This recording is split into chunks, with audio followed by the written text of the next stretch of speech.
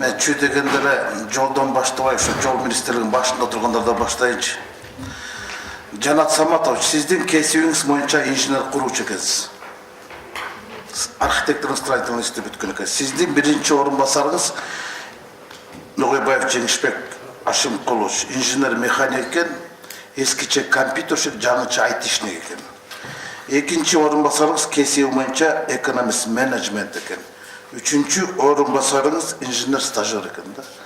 Мындайча айтканда жол министрлигинин башындагы 4 килеген саясий кызматта отурган адамдардын бирөөнүн дагы жол тармагы боюнча профилдик кесиптин ээси эмес экенсиздер. Мен сиз ушул кызматка баратканда айткам.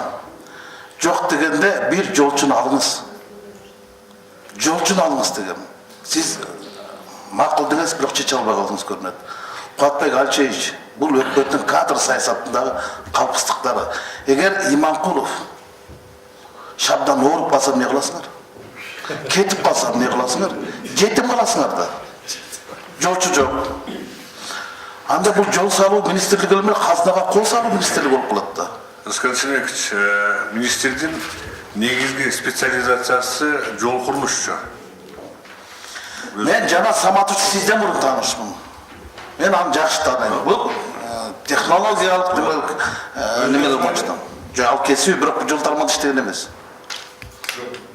Специализациясы чоң койсун. Иштеген эмес жол тармагында. Специализация меники инженер-дорожник, инженер-дорожник, инженер-строитель автомобильных дорог и аэродромов.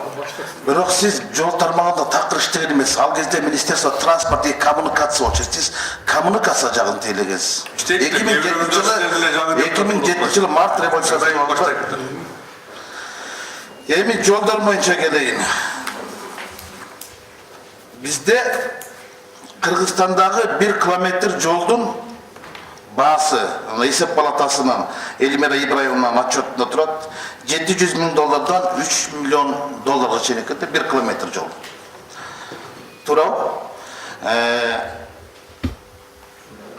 Америка менен Германияда 1 километр жолдун $2,4 миллион $4 миллион чейин бүтөт экен. Бирок алардын жашоо мөөнөтү жол болсо, пайдалануу мөөнөтү 30 жыл экен. Кытайда стоимость дороги $0,9 миллион, $900 миң экен. $1 миллион жетпейт экен, бирок аларды колдонуу мөөнөтү 23 жыл экен. Эмне үчүн Кытайдын компаниялар бизде China Road деп иштеп атат да, алар өздөрүндө 1 километр жолду $900 миң бүтүрөт да, Кыргызстанга келгенде $2 миллион бүтүрөт. Суроо. Гриптер. Мына көрдүңүзбү? Жанат Саматович, жанаттан бери, башынан бери 2 саат отурабыз. Сиз бир 4 суроого жооп бердиңиз. Калгандардын баарына гриптер жооп берип атат. Эмне үчүн? Мына сиздин артыңызда отурган балада министрдин транспорттун орун басары болгон. Бүгүн грипке кирип кеткен. Тети кишиде Мамаевдагы мурун орун басары болгон. Бүгүн грип иштеп атат. Эмне үчүн транспорт министрлигинде коррупция азайбайт? Анткени ал жакта кадрлар алмашпайт. Орун алмаштыруудан сумма өзгөрбөйт дегенде коррупциянын көлөмү өзгөрбөйт. Транспорт министрлиги Кыргызстандагы биринчи орунда турат, лидер. Коррупциянын өсүп өнүгүшү боюнча. Мен жана Мелис Сатыров айттым, ошо бир эле сиз калдыңыз болуш керек, ГКМга чакырылган, путевка албаган деп. Бүт кирип чыккан. Тонналага кылмыш иштери бар. А бирок кадрлар ошо деле жолдо айланып. Министрден кетип, орун басарынан келсе, грипке кирет, гриптен кайта зам министр болот, кайта грипке кирет, кирип чыгып жүрөт да, гриптеги бир балекет бар. Мына жана Марат Аскерович айтып кетпедиби? 3 миллиард долларга жакын Кыргызстандын алган карыздары бул жолго кеткен.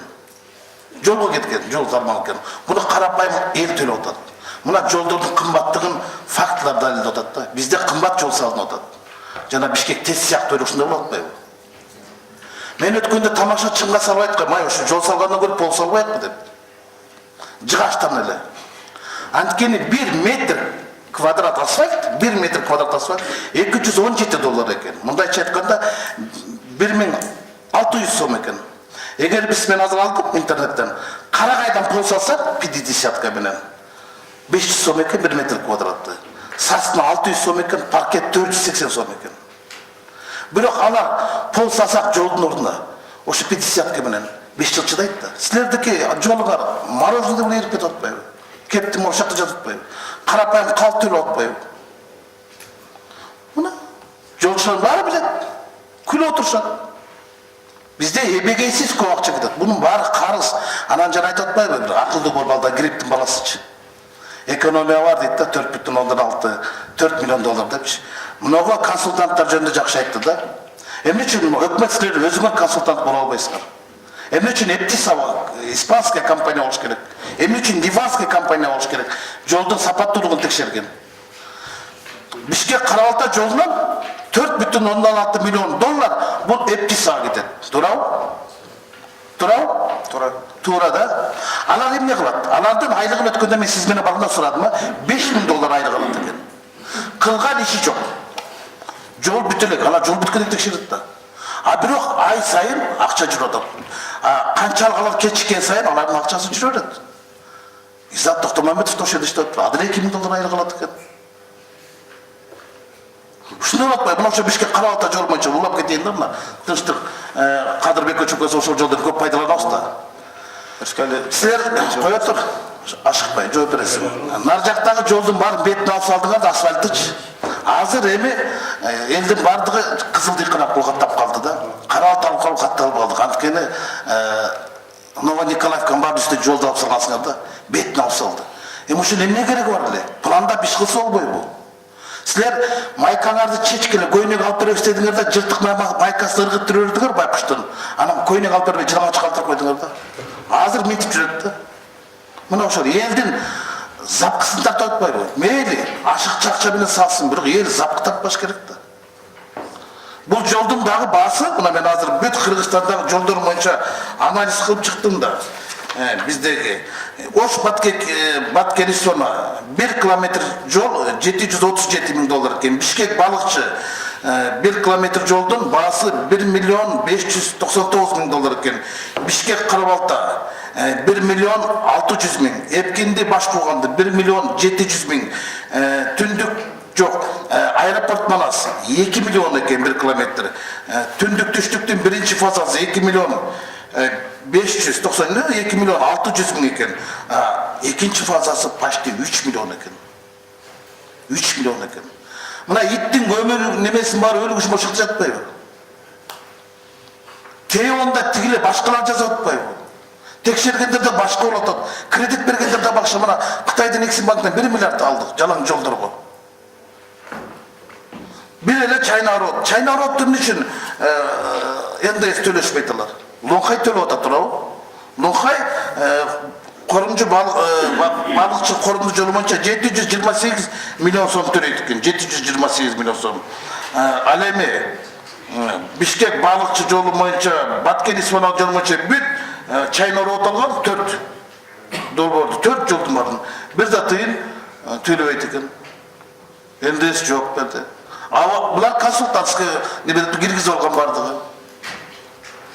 Силер айтасыңар, дүйнөлүк банктын, Айзат банктардын талабы ушундай экен, консультацион услуги деп атасыңар да. Жок, Кыргызстандын талабы ушул экен, кредитти алар төлөбөйт да, биз төлөйбүз да. Ана силер 2% деп атпайсыңар. Эгер мына консультацион услугунун акчасын чыгарып койсок, бул 2% эмес, бул 20% да. Эл төлөйт да буну. Өкмөт төлөбөйт да. Өкмөт эмнесин төлөйт? Түкүрүк менен толтуруп төлөйбү? Жок да эчтекеси. Мына коррупциянын бардыгы каякта. Башталганда жана туура айтты Аскерович, Марат Аскерович. Транспорт жол министрлиги мындайынан чыгып калганда бардыгын эле консультанттар менен алда гриптер чечип калган. А силер свадебный генералсыңар. Барасыңар, көрөсүңөр, докладты берет, мына бизге деле тыкылдап ушулар координаторлор жооп кеңешинин депутаттарына отчет берип атпайбы? Кана сиздин алдыга келген орун басарыңыз бир суроого жооп бердиби? Жооп бере албайт. Жооп бере албайт. Экономист ал. Жол боюнча мен сыяктуу эле. Ошон үчүн жол министринин башында жолчулар отурса, жол салуу министрлиги болуш керек да, бул кол салуу министрлиги болбош керек да. Көрүп атпайсызбы акта коррупцияны? Адалсынган молдонун үйүнөн 6 камадын башы чыкты дегенсип, коррупция менен күрөшө турган орун басар Азимхан Жусупалиев деген 500 000 доллар менен кармалып атса, Анан биз унчукпай турсак болбойт да. Ошон үчүн кадр саясатындагы калпсыздардын баарын жөнгө салыш керек. Мен сизден ушул жумушка баратканда айткам. Абайлаңыз, аякта минага жарыласыз деп. Минтранс деген миналар болгон деп. Сириянын эмесинде эле деп. Коррупциянын баары ошакта деп. Айтыңыздарчы, ДДХ мурунку башчысы каякта? Шабдан байке. Арыстанбек Ибраев каякта азыр? Билбей өткенмін, азыр айтты. Америкада турабы? Болса керек. Мына айтады, эми айтады. Качып кеткен. 35 миллион беле жанагы Акталчаттын көпүрө ошолдо очуда турабы? Турабы? Мына башыңа тийип атасыңар. Аны качырып жибердиңер. Ушинтип алуу эле качып берсе болобу? Мурунку канча транспорт министри качып кетти жоопкерчиликтен. А эл төлөп атпайбы акчанын бардыгын? Бир министр барбы? Ушу жол тармак министр түрмөдө отурган. Бүт эле развод кылып кетпеди. Сотко жетпеген ишти бар, соода менен бүткөн ишти. Иш козголгонду угабыз, анан иш токтогонду угабыз. Москвада жүрүптүр дейт, азыр тойлордо жүрүптүр дейт. Ошон үчүн бул тармакта Жанат Саматович аябай көп нерселер бар. Мына эми сиз бир ай эле болду да иштегениңизгечи.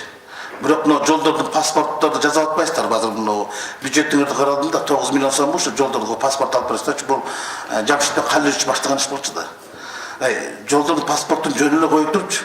Ошо жолдордун эмне үчүн ар бир жолдун баасы ар башка болуп калган. Мына ушу Бишкек Карабалта боюнча мен сунуш киргиздим эле. Темир Аргенбайчка ошону альтернативный кылып бул жол тура берсин. Бул дагы көп жыл өмүр сүрөт, эссе демей өткөн жол. Тетиги темир жолдун жолу менен алып барсаңар 35 минутта жете турган жол болмок.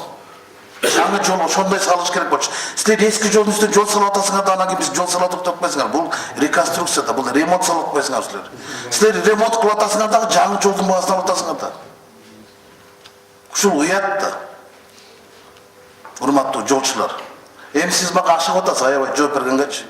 Сиз жөнүндө көп маселе бар. Мен тактап атам азыр. Жок, сизге эмес, ар жагыңызда турганчы.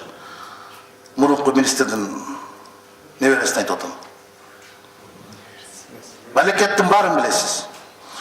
Балекеттин баарын билесиз. Сиз ошол жерден кетмейинче ал жактан коррупция кетпейт. Но кирип деген балекет кетмейинче коррупция ал жактан кетпейт. Буну бөркүңүздө көргүз. Мен буну каалоо иретинде айттым. Ийгилик кылайм, рахмат.